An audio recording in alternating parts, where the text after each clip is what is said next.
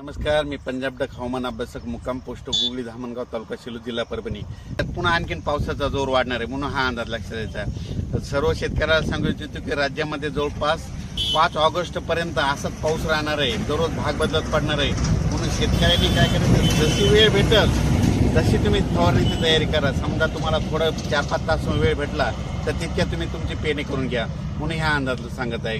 सर्व शेतकऱ्याला सांगू इच्छितो की म्हणजे आज 27 पासून तर 5 ऑगस्ट पर्यंत राज्यात हे पावसाचं सत्र असंच चालू राहणार आहे. काही भागात रिमझिम, कुठं मुसळधार, कुठं अतिवृष्टी, कुठं वाहुणी असा पाऊस पडणार आहे. वापसा काही होणार नाही. त्याच्यामुळे जशी सवड भेटेल तसे तुम्ही कामे करून घ्या.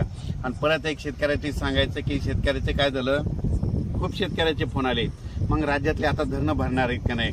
खास करून सर्व शेतकऱ्याला सांगू इच्छितो की आपलं जायकवाडी धरण म्हणजे मराठवाड्याची तहान भागवणारं जायकवाडी धरण हे धरण भरणार आहे का नाही म्हणून बऱ्याच जणांचे फोन आले.